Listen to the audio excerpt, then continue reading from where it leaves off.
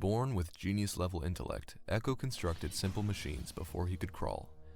His parents, Inna and Wyeth, vowed to provide a good future for their son.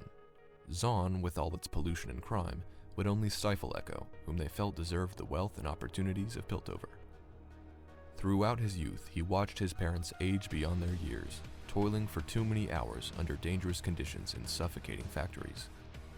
They earned meager wages while the greedy factory owners and sneering Piltovan buyers profited immensely from their labor. It would all be worth it, they reasoned, if it meant their son could one day rise to the city above. Ekko saw things differently. Beyond Zaun's flaws, he saw a dynamic place overflowing with energy and potential. Zaunite's industry, resourcefulness, and resilience stirred a hotbed of pure innovation. They had built a thriving culture from catastrophe and flourished where others would have perished.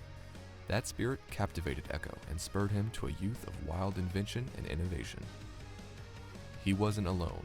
He befriended scrappy orphans, inquisitive runaways, and eager upstarts. Zaunites tended to eschew formal education in favor of apprenticeships, but these lost children of Zaun looked to the labyrinthine streets to be their mentor.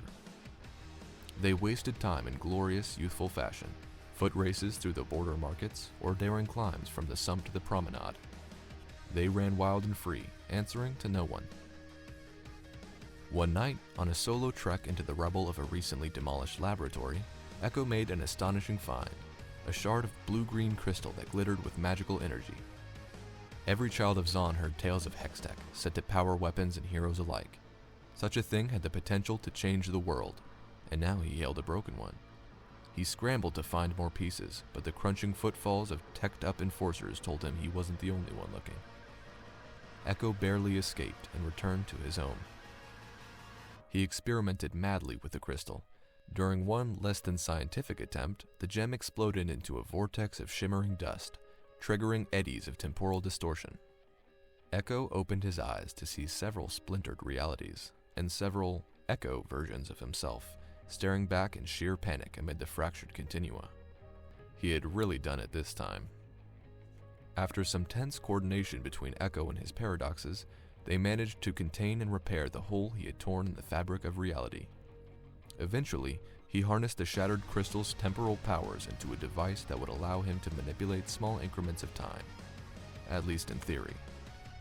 On his name day, his friends badgered him into climbing the ancient clock tower known as Old Hungary, so Ekko brought the untested device along with him.